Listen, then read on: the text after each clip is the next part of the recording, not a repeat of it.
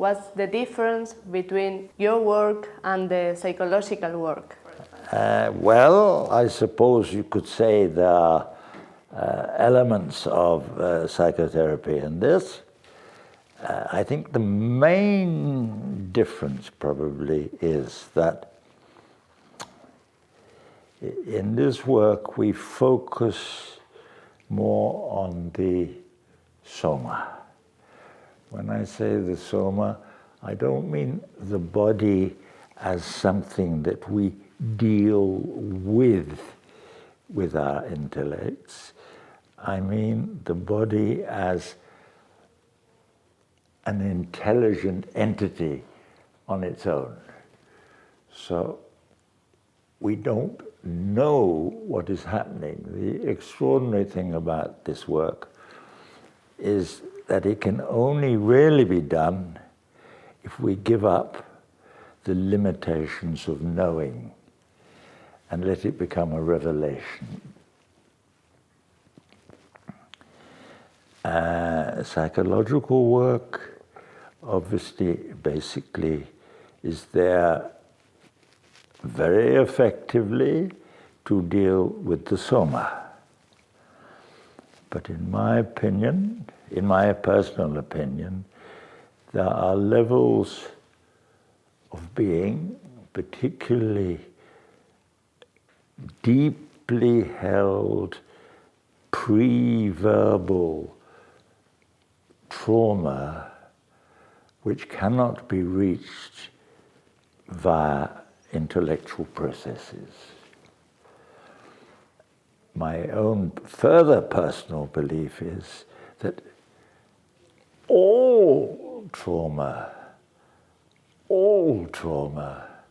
have actually a pre-verbal predecessor, a trigger, you could say in some way.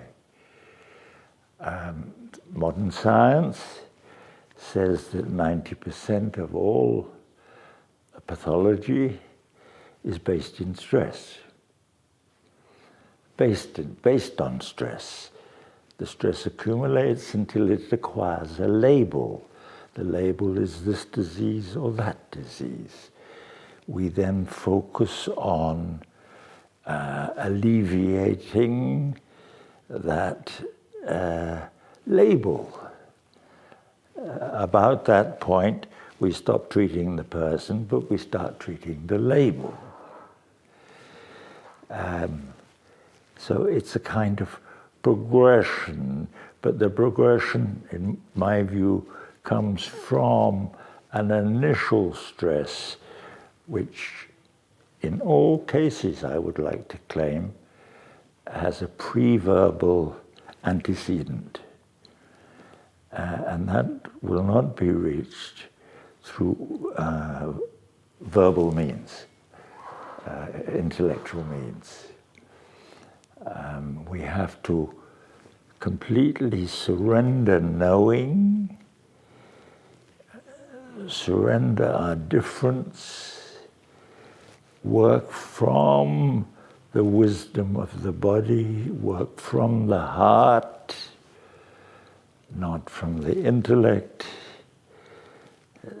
so that the field of the heart, the bioelectromagnetic field of the heart, which is vastly bigger than the bioelectric field of the bioelectromagnetic field of the brain, that's the work.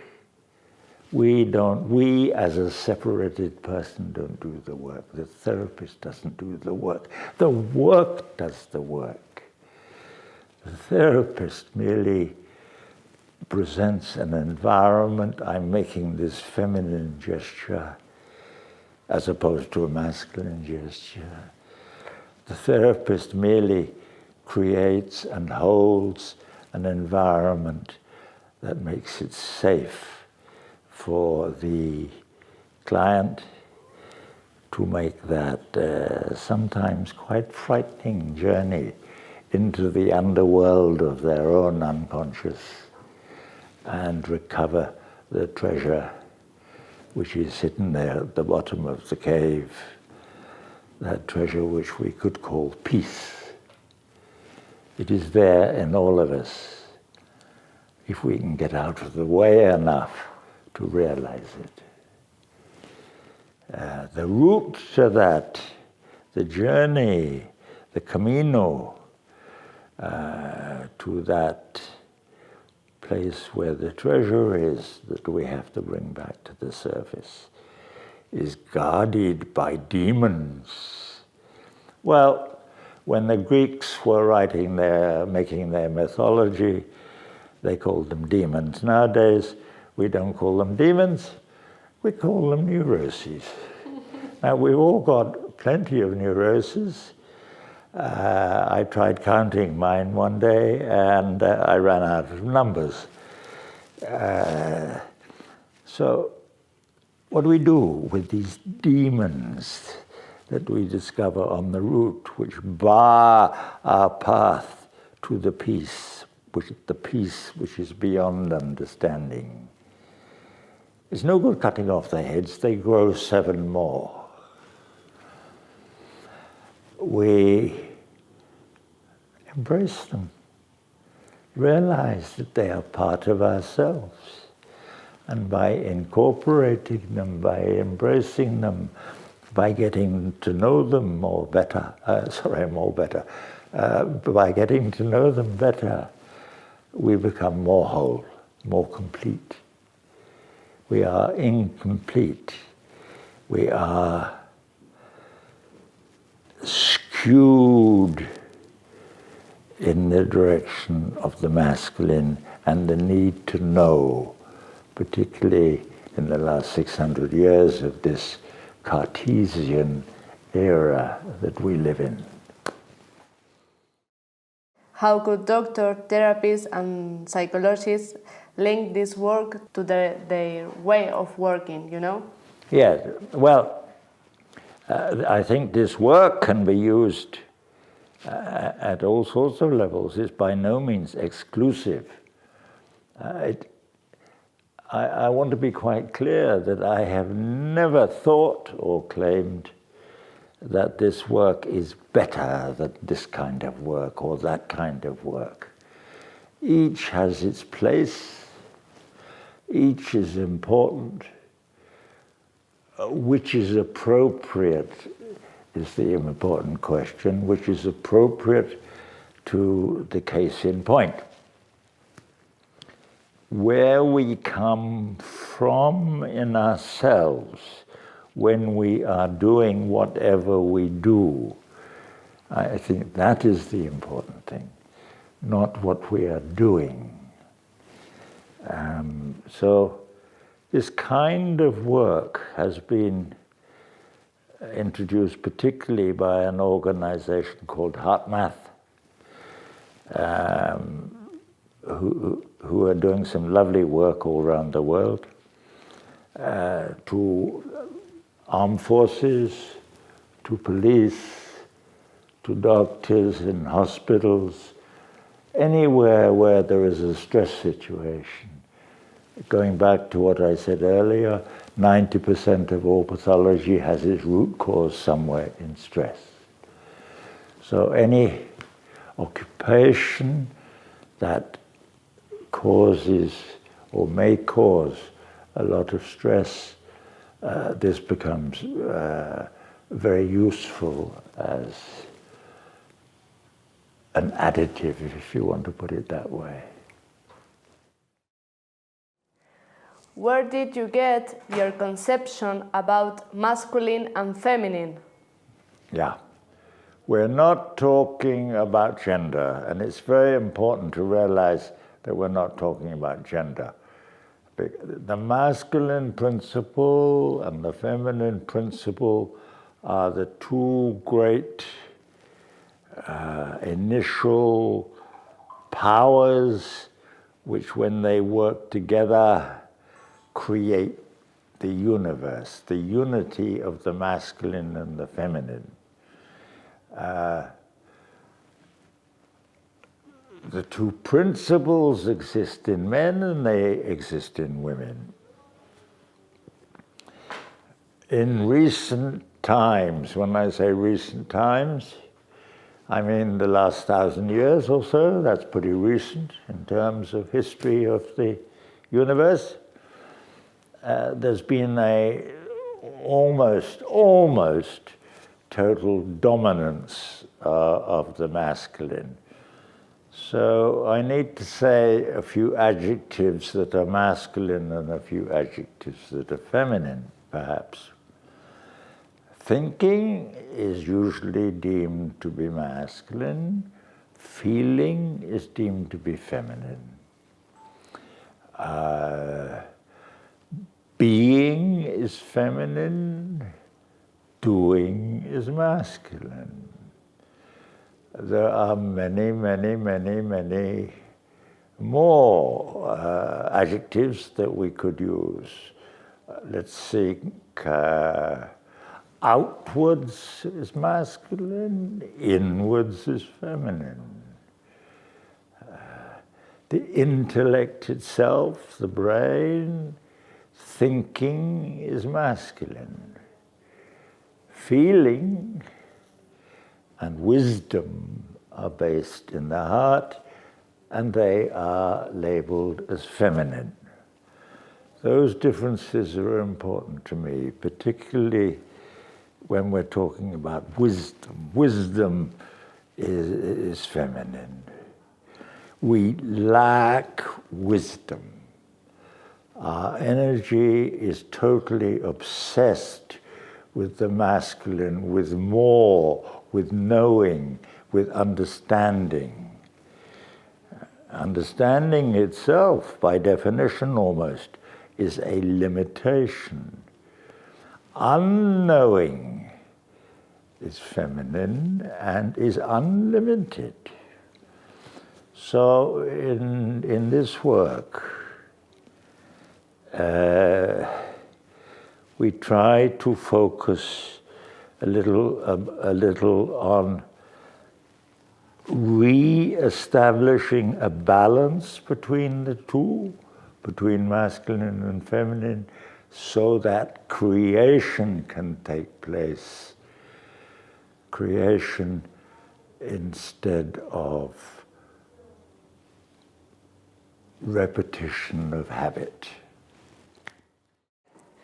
Does it something to do with yin and yang? Yes, indeed. Yin and yang are two Chinese words. They mean exactly the same thing as masculine principle and feminine principle. They don't mean man and woman. Yes. How much does it need the masculine to the feminine? Well, I mean, patently we need both. The feminine alone without the masculine is not fertilized. It is dark potential. It is, if you like, the potential of everything.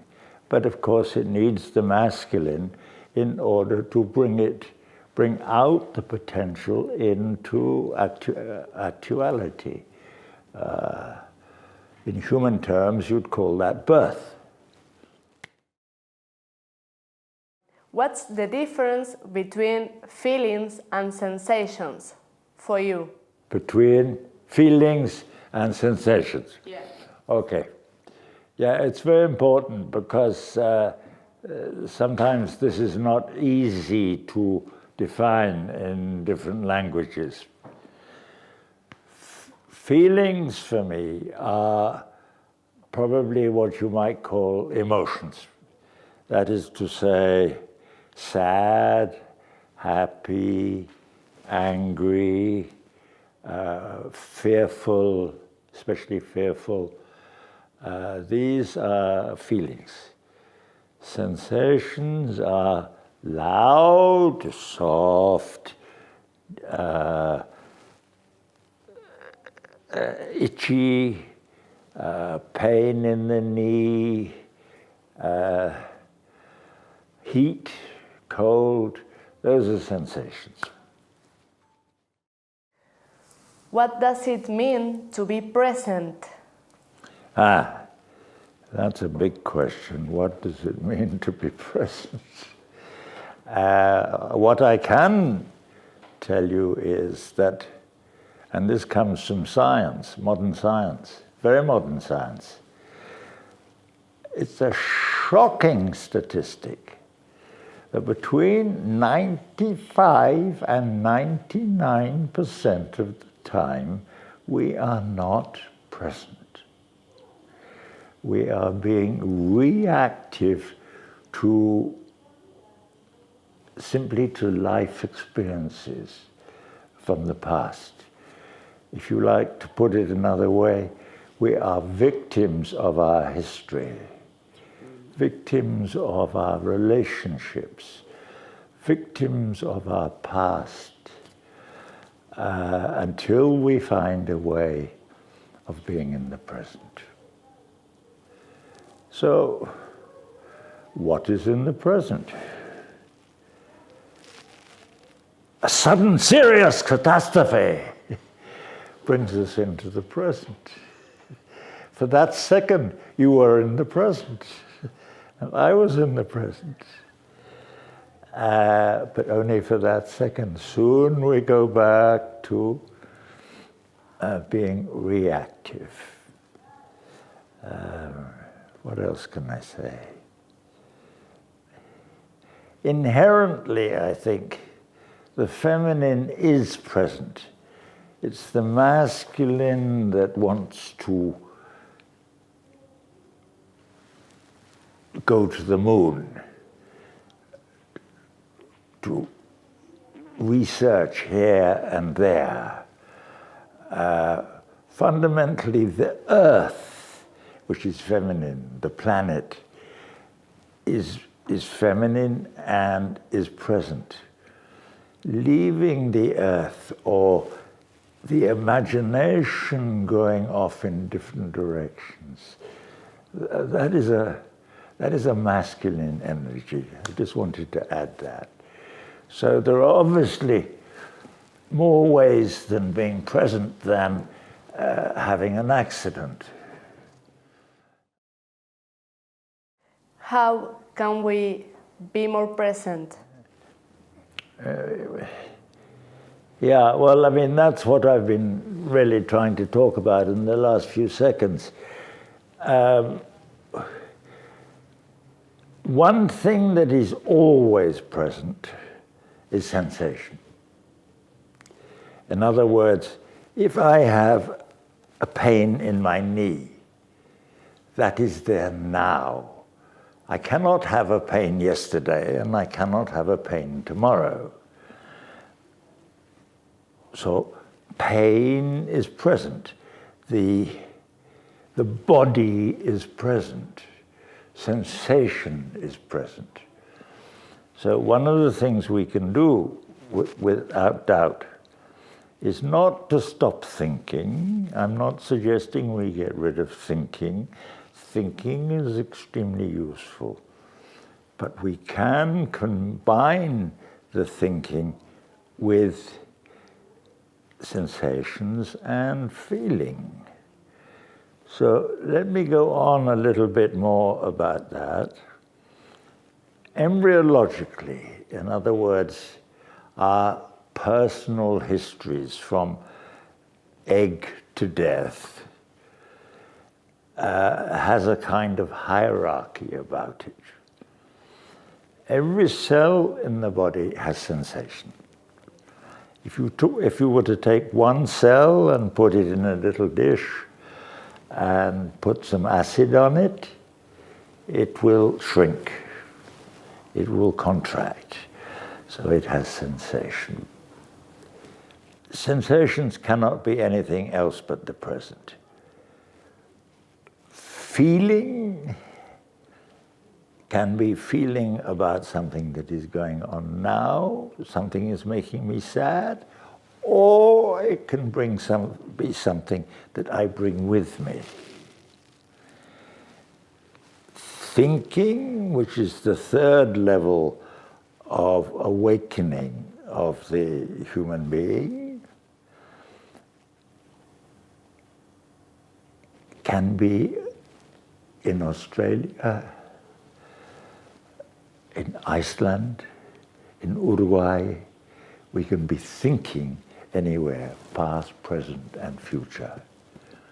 Sensation, however, is present. So, to answer your question, how can we be more present? Get more in touch with sensation. What does the ground feel like as I walk along? What does the wind on my face feel like as I walk along? What does the touch of your hand feel like? Those are sensations. They are now. But as soon as I start analyzing them, making judgments about them, I've gone from the sensation itself to thinking about the sensation.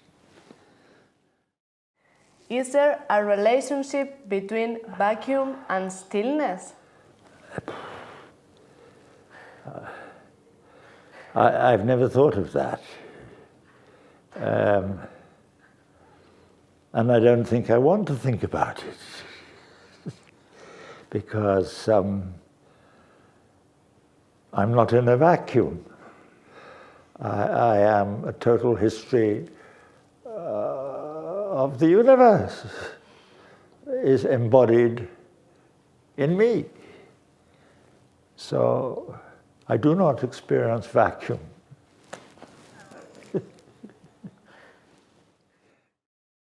Many people come to your course and has an experience of deep sensation and the surgery of emotions who has been buried a long time ago. So the question is, how does this work come so deep? Well, I mean, I think I touched on that in the beginning. In fact, I did touch on that in the beginning when I said that it is my view from observation and experience, not scientific study, because I'm not qualified to do that, and I don't have a research laboratory. But my observation is, and case histories seem to show me that all pathologies have a deep, that is deep, by deep I mean very early onset in the psyche. Preverbal. What does preverbal mean? Preverbal means at a cellular level. There is a sensory trauma. That sensory trauma may turn into a emotional trauma, which may turn into a mental trauma. But the origin, to my mind, is most likely to be sensory. If a person works with this technique, has the earth has any benefits of it?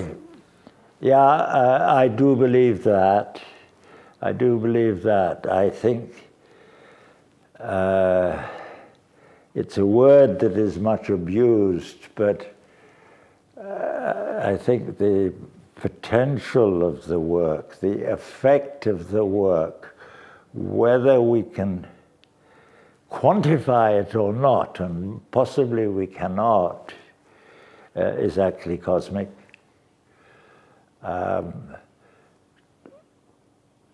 Many scientific tests have been made in recent years about the magnetic field of the person, of the group, of the planet, and of the universe, and how they affect each other.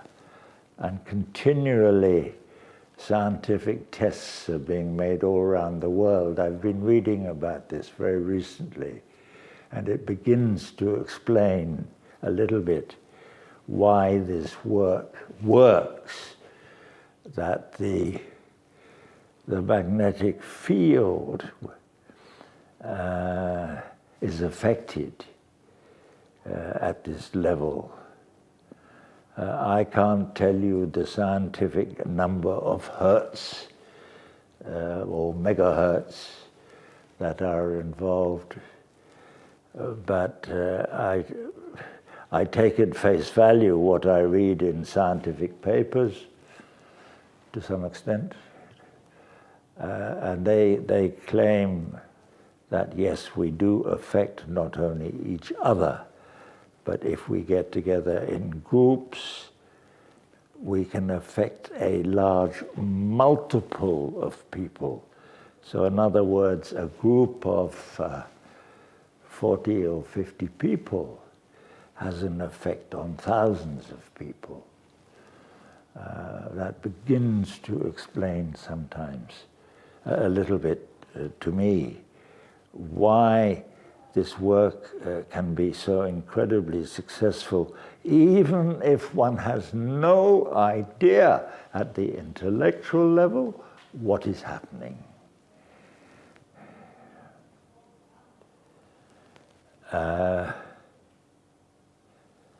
Groups of meditators have been proven to affect whole societies.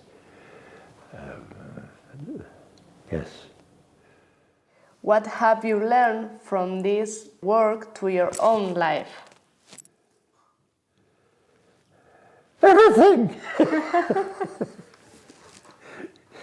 It has changed it radically.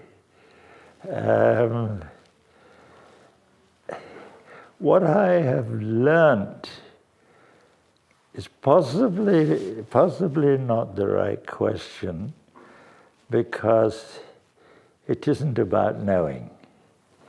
It isn't about learning. It's about a changing of experience of myself. And where have I learned that from? Where have I learned the work from?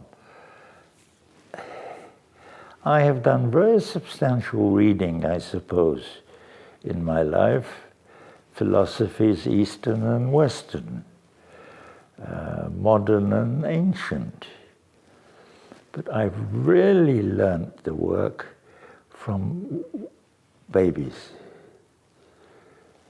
I had a clinical practice for about 10 years, and the main subject of my clinical practice was infertility in women. And I think I possibly had a little bit of success in that, so I got to work with a lot of babies. In the course of that, I realized it was no good having a long conversation with the baby about a Taoist philosophy, because that wasn't going to get me anywhere. There had to be some other way of communicating. And so the work really came from that. The work had to be sensory and not intellectual. And it has changed me, I have no doubt about that whatever. And if you don't believe me, ask my wife. What's the difference for you when you work with children or babies or adults?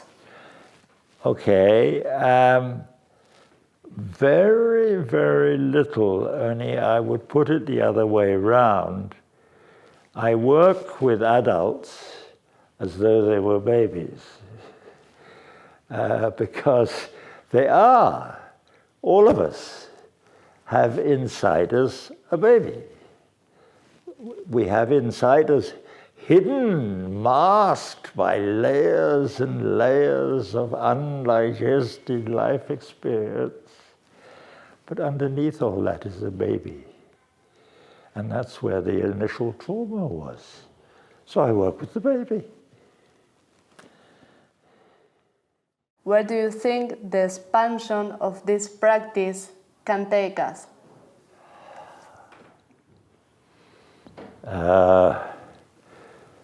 It's mind-blowing. It really is mind-blowing. There is no limitation. The potential is infinite. The raising of consciousness that can happen via this kind of work, that raising of consciousness is the second coming, or the Maitreya, whatever way you want to talk about it. The Maitreya means the next Buddha. I don't see the next Buddha as being a man with funny curly hair and a big fat tummy and large ears. I see the next Buddha as being a raising of consciousness. Thank you. Thank you. Thank you very much.